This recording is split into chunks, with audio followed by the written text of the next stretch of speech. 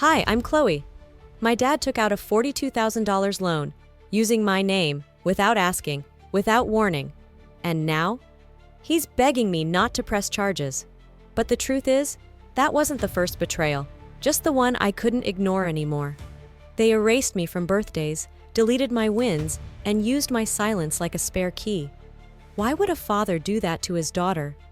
Before we dive in, have you ever been the quiet one they thought wouldn't fight back? What time are you listening to this, and where are you watching from? Drop a comment. I'd love to hear your story. I came home late that evening, the kind of tired that made your bones feel older than you were. My shoes left quiet prints on the hardwood floor, and I paused, as I always did, outside the door to my mother's old room. The door was slightly ajar, though it hadn't been touched in months. At least, I had thought so. From the living room, I heard voices. Derek's laugh, followed by the low rumble of my father's. I stepped around the corner, and there they were, tape measure stretched between them, pointing and gesturing at the walls like they were designing something grand. I stood silently for a beat too long, the kind of invisible that only gets noticed when you speak up. "Chloe," my father said, not looking up, "we'll need you to move your things out of your room by Saturday. Derek needs the space for his gym setup." It took me a second to realize he meant my mother's room. My room now, or at least I thought it was. "Oh," I managed, my voice paper thin. Derek didn't even flinch. "I've already started bringing in the equipment. The floor's perfect for it." I nodded, but something in me pulled tight, like a string you don't know is fraying until it snaps quietly. Upstairs, I sat on the edge of my bed, the one with the old patchwork quilt Mom had sewn together from worn-out shirts.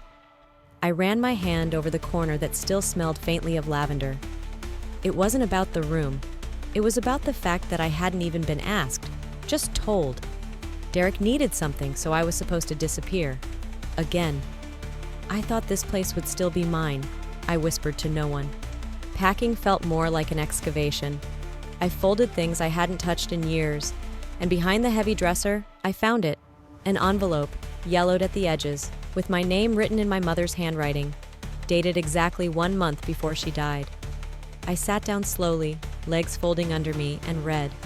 She talked about how proud she was of me, how she saw the way I tried, even when no one noticed. She mentioned my laugh, my eyes. She said she hoped I'd never forget how much she loved me, that I was enough, always had been. The breath caught in my throat. I had never seen this letter, never knew it existed. And now I knew why. I didn't show it to anyone. I slipped it between the pages of an old journal, pressed flat like something too fragile to expose. After that night, I stopped sitting at the dinner table. I stopped updating them about work. I learned to swallow things whole. When people asked, I said I still lived at home, but in my head, I started calling it their house, not ours. That Friday, I moved my boxes quietly. No one helped. Derek was in the garage assembling a squat rack. My father was on the phone laughing. I carried the last of my things as if I was stealing my own life back. Later that night, I passed by the hallway light one more time. Derek's voice drifted from the living room. "She's always so dramatic." My dad chuckled in response, like that was the punchline they'd both been waiting for. I didn't say anything. I just walked back to my room, held the letter against my chest, and turned off the light.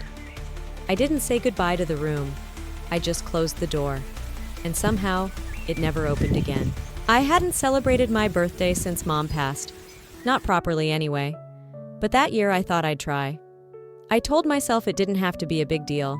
Just a quiet dinner at the little Italian place she used to take me to when report cards came out. Just us. Dad, Derek, me. Familiar plates, dim lights, maybe a moment that felt like family again.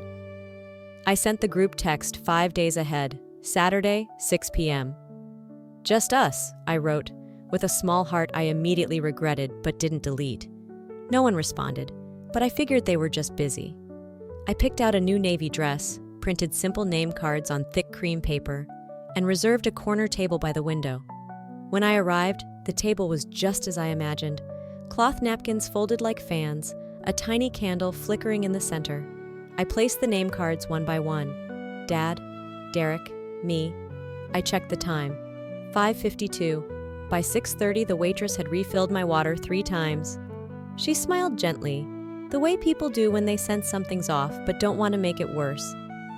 I kept pretending to scroll my phone. At 6:58, she approached with a tilt in her voice. "Would you like to wait a bit longer, or—" That's when my phone buzzed. It was a photo, a group picture, my dad, Derek, and a few cousins I hadn't seen in years. Balloons spelling "Happy Birthday" hung behind them in gold foil. Derek stood in the middle, arms outstretched, a cake in front of him. The caption read, "Celebrating the best of us, family first." I didn't say anything. I just blinked. The waitress must have noticed the way my hand trembled slightly as I set the phone down. She returned with a small slice of tiramisu. "On the house," she said. "Happy birthday." I smiled because I didn't know what else to do. I boxed the dessert and left a tip too big for what I ate. I placed the tiramisu in the back seat and didn't touch it for 3 days. By the time I remembered, it had collapsed into itself, like something sweet left too long in silence. That night, back home, I scrolled through more pictures. Everyone smiling. My father laughing like he hadn't laughed in years. The comments underneath stung more than I expected. "You deserve the world, Derek. Family is everything. Love this crew." Then I saw it. One picture stood out. Derek holding the cake, with Dad's hand resting proudly on his shoulder. The necklace around his girlfriend's neck shimmered under the restaurant lights. It was Mom's, the one she left for me, the one I couldn't find after the funeral, the one that, apparently, had found its way into someone else's world. I didn't call. I didn't text. I just opened the group chat, scrolled to the top, and tapped Leave Group. I disabled tagging on my socials, blocked the account that had sent the invitation to Derek's party, and went to work. Not because I had deadlines, but because I couldn't sleep. I started staying up later, editing longer. The glow of my screen became the only light that didn't feel artificial. Before I went to bed, I took the printed menu I had made, the one with our names and the restaurant logo, and slid it into the bottom drawer of my desk. I didn't throw it out, but I never looked at it again. That was the last time I made plans with them. The next time they gathered, I wasn't invited. But that time, I didn't expect to be. I never expected a thank you, but I also didn't expect to be erased. Every month, like clockwork, I transferred my share of the utilities: internet, water, electric, sometimes more than half the grocery bill, especially when Derek's credit cards mysteriously froze. I kept records, because Mom once told me that being responsible wasn't about being praised, it was about being prepared. I thought that applied to everyone. Until one afternoon, on my way back from the mailbox, I heard my father talking to Mr. Klein next door. They were standing by the fence, arms crossed, nodding in that way men do when they want to seem wise. "Derek's really stepped up," my dad said. "He pays for everything now. Chloe's just crashing with us." I stopped walking. I didn't say a word. I just turned around and walked back into the house, my fingers clutching the mail like it might anchor me. That night, I emailed my father. No emotion, just a spreadsheet with line items, dates, transfer receipts. I added a note at the end. "Let me know if I missed anything." He never replied, not even a read receipt. At dinner, he passed me the salt like nothing had happened. Derek sat across from me, scrolling his phone, occasionally tapping the screen. Music played low from the new Bluetooth speaker on the counter. I recognized the brand. It was one I had saved up for 2 birthdays ago and never bought. Derek grinned, leaned back, turned the volume up half a notch. No one asked how work was going. No one noticed when I left the table early. Back in my room, I opened the drawer where I kept Mom's banknote, the one she'd written in her final month. Her handwriting was small, careful. "Don't lose your softness, Chloe, but don't let them mistake it for silence." I stared at the words for a long time. Then I turned to the mirror above my desk. Little sticky notes covered the glass. "You are seen. You are enough. Keep going." I pulled them down one by one, slowly, deliberately, folded them in half and tossed them into the trash. The sound of paper hitting plastic was the only thing that echoed. I stopped fixing things after that. When the internet went down, I let Derek complain. When the fridge light blew out, I closed the door faster. I didn't refill the printer ink. I didn't water the houseplants. I didn't ask if they needed anything from the store. I started setting cash aside in an envelope I labeled "My Way Out." I kept it taped under the drawer where no one would look.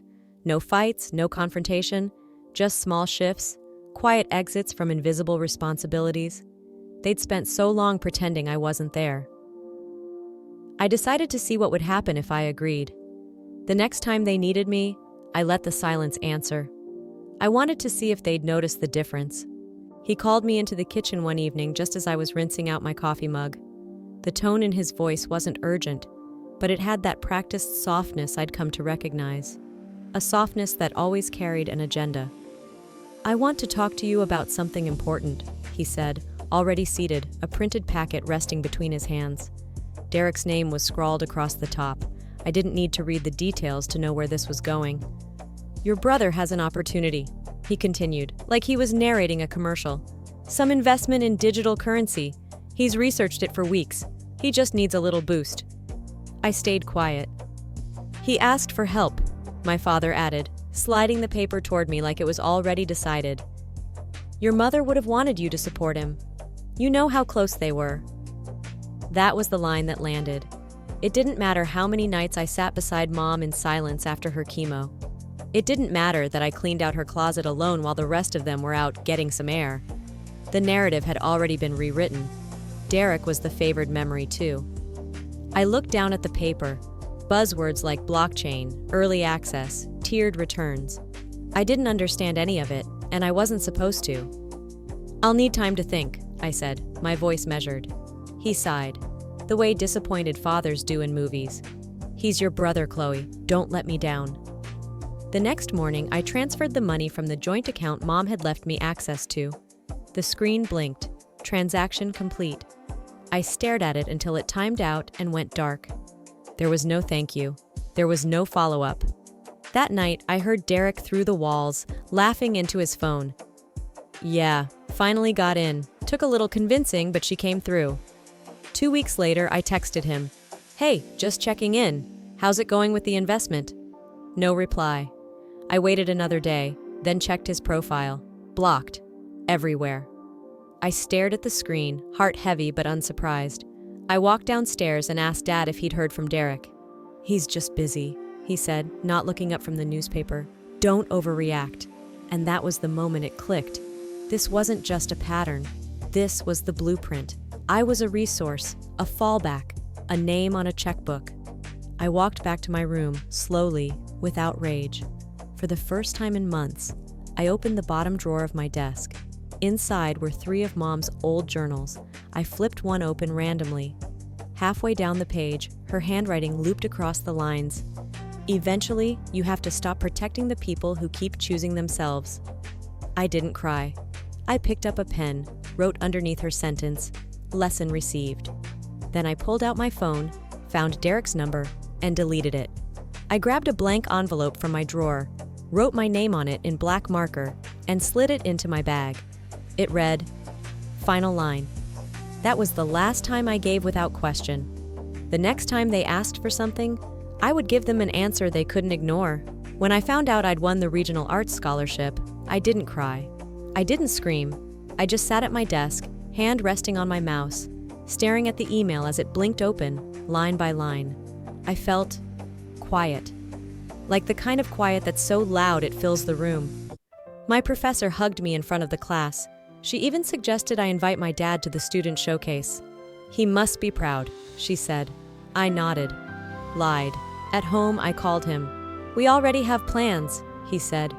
"Derek's hosting a charity auction for his mentorship group. It's a big deal." I told my professor he had a work emergency. She smiled, understanding. Maybe too understanding. I showed up alone to the showcase. My display stood near the back corner. 3 monitors playing looping reels from the short film I'd worked on for months. I wore a blazer Mom once bought me from a secondhand store, and I stood there like I was guarding something that had already been stolen. No one clapped, not really. They nodded, offered polite glances. I waited for the click of a camera, the sound of someone calling my name. But nothing came. I left early. 2 weeks passed. Then one morning, a forwarded email popped into my inbox. Subject, "We're so proud of Chloe." It was from my professor. She had sent it to the family account the day after the showcase. A few words of praise, a link to the press article. I had never seen it. I logged into the family account. The email was in the trash folder. Opened, read, deleted. No one had mentioned it. No one had even hinted they knew. I stared at the screen for a long time. Not sad, not angry, just done. That night, I opened my portfolio site and made one quiet change. Chloe Hathaway became Chloe A. I shortened my name the way people shorten pain when it's not welcome in a room. I updated my signature on every document, every project. It wasn't rebellion, it was survival. I didn't stop going to dinners. I just stopped talking about my work. I let Derek fill the room with his voice. His failures spun into funny anecdotes. His podcast deal had fallen through, but Dad still patted his back like he'd survived a war. At one of those dinners, I mentioned that a music label had hired me to design a visual series. My dad blinked. Then he asked if anyone wanted more bread. I bit into mine, chewed slowly. The sound of my own teeth felt louder than anything I'd made lately. They don't have to see me, I thought. I'll still exist.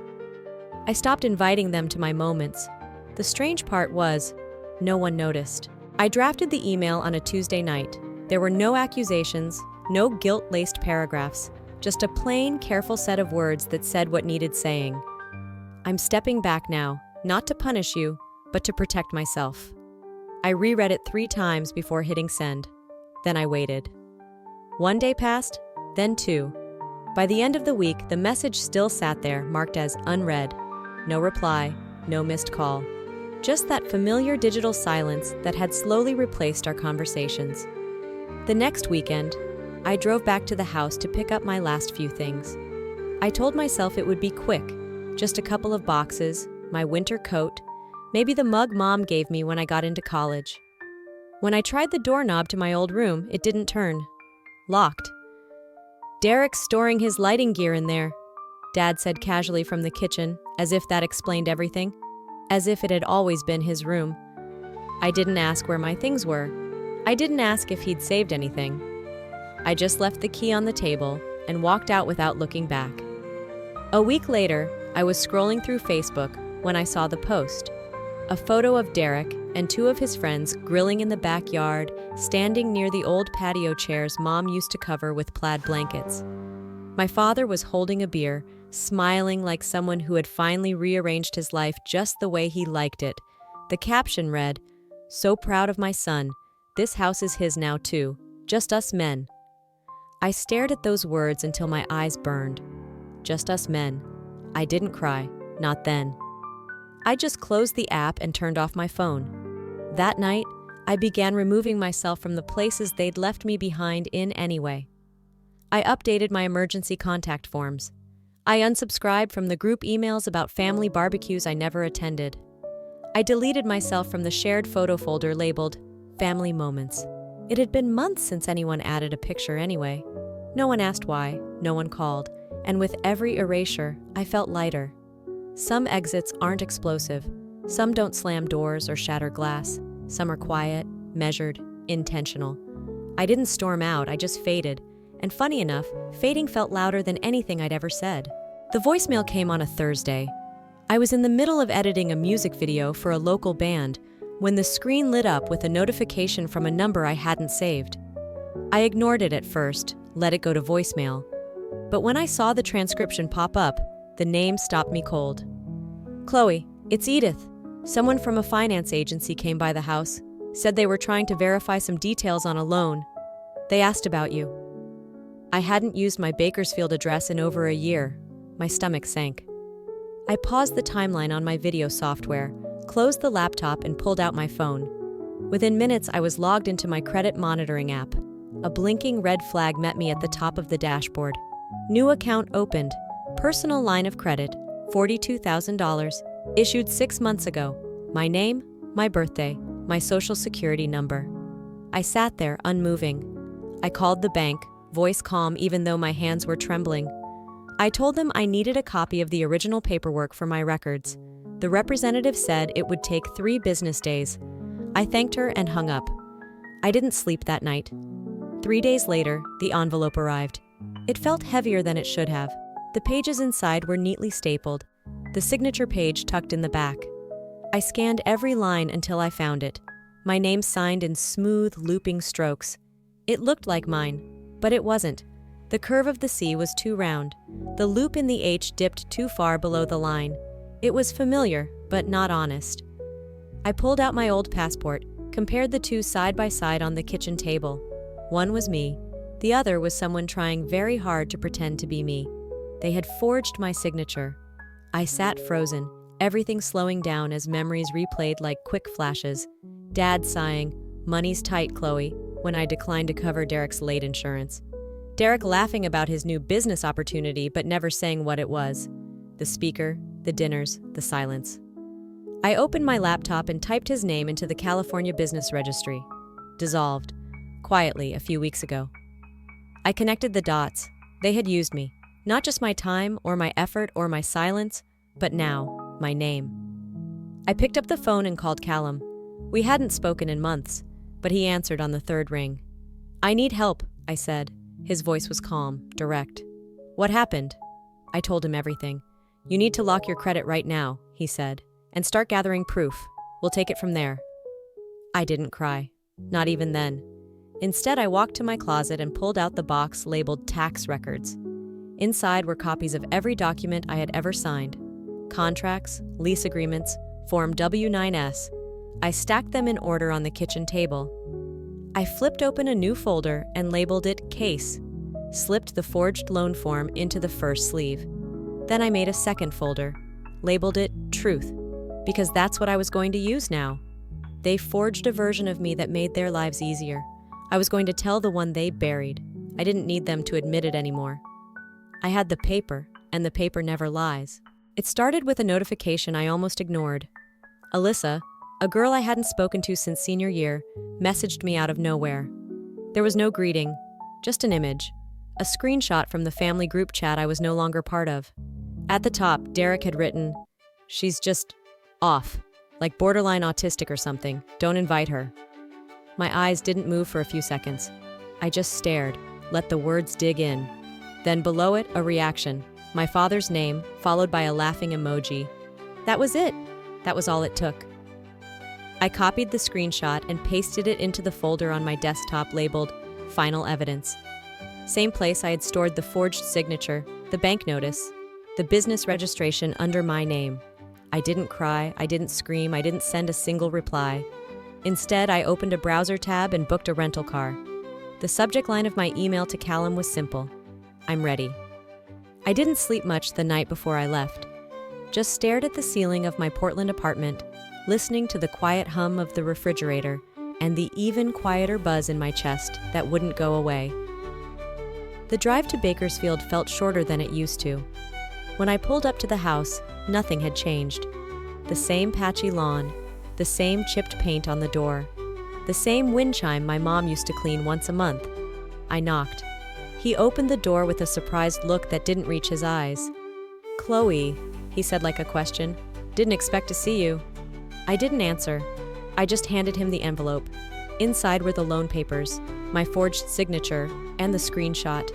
He flipped through them, slower than I thought he would. When he reached the last page, he looked up, mouth parted but no sound. "You didn't just steal my name," I said. "You laughed at me with it." Footsteps behind him. Derek appeared in the doorway, shirt half tucked, holding a protein shake like it was a shield. "It was a joke," he said, shrugging. "You're so sensitive." I looked at him the way you look at a stranger who used to know you. This is what sensitive does now. No yelling, no tears. I just stepped back and said the only thing I needed to. Expect legal contact. Then I walked away. In the car, I closed the door, sat for a moment, and let out a long, even breath. I scrolled through my contacts and started deleting names. Derek, Dad, a few aunts who had stood silently by, one by one, gone. For the first time, I didn't wonder what Mom would think. I already knew, and that knowing was louder than any courtroom. They forged a signature. I forged a boundary. One of us was about to face real consequences. The courtroom was quieter than I expected. No gavel slam, no dramatic final statements. Just the hum of fluorescent lights overhead and the steady shuffle of papers as the judge read out the final decision. My father stood to the side, not handcuffed, but not unchanged. His suit looked a little too big, his posture a little too small. Derek sat in the row behind him, tapping his knee, not once looking my way. I sat in the back. Not out of fear, but choice. I didn't need to be front and center for this moment. I just needed to witness it, for myself. The ruling was simple. Fraud established, identity theft confirmed, repayment terms issued, his name no longer clean. The weight of what he'd done wouldn't follow him with shackles, but it would follow him. When the hearing ended, I stood up and walked out without speaking to either of them. There was nothing left to say. Back in Portland, the air felt lighter. I reopened an old editing project I'd shelved a year earlier. It was a short film I once dreamed would win me something. Respect, maybe. I didn't care about that anymore. Now it felt like mine again. Personal. Honest. I added a new module to my online class. When your story isn't valued, tell it louder. And for the first time in years, I felt myself returning to my own life. Not to impress anyone, but to inhabit it fully. Small things changed. My tea didn't go cold anymore because I actually sat down to drink it. I answered emails from students with more patience. I stopped flinching every time my phone buzzed. Then, one day, an envelope arrived. No return address, no handwriting I recognized on the front. But when I opened it, the breath in my lungs stopped. Inside was a photo, me and Mom on the front porch years ago. I was maybe 10, wearing a dress she'd sewn from old fabric scraps. She was mid-laugh, hand on my shoulder. Taped to the back was a sticky note. She would have stopped me. You were always hers. I was too proud to see it. The handwriting was my father's. I sat with that photo for a long time. Not angry, not sad, just tired. I didn't call him. I didn't write back. I found a frame, placed the picture beside my desk, and let it live there, quietly, like Mom always had. Later that week, I stopped at a bookstore. I wandered into the self-help section, not looking for anything in particular, when a card slipped from a display and landed at my feet. It read, "You are not what they called you." I bought it, took it home, wrote nothing inside. And the next morning, I tucked it between the pages of a book about healing family trauma and reshelved it. Maybe someone else would find it. Maybe not. But it was there, waiting, just like I had been. I don't need them to say sorry. I just need to live a life they can no longer interrupt. I used to think that silence was safer, that keeping peace meant keeping quiet. But what I've learned is that silence doesn't protect you. It just gives others the space to rewrite your story in their own words. Sometimes, standing up for yourself doesn't look like shouting. It looks like drawing a line and choosing not to cross back over it. You don't have to burn bridges to walk away. You just have to know when the crossing is no longer worth it. So let me ask you this. Have you ever had to walk away from the people who raised you? Not because you wanted to, but because they wouldn't stop hurting you? Have you ever had to become your own family? If this story touched something in you, leave a comment below. Type 1 if it hit home, or let me know where you're watching from. And if it didn't land for you, tell me why. I want to hear your thoughts. Your story matters too. And hey, if you want more stories that speak to the quiet battles we all carry, don't forget to subscribe. Your next moment of strength might be just one story away.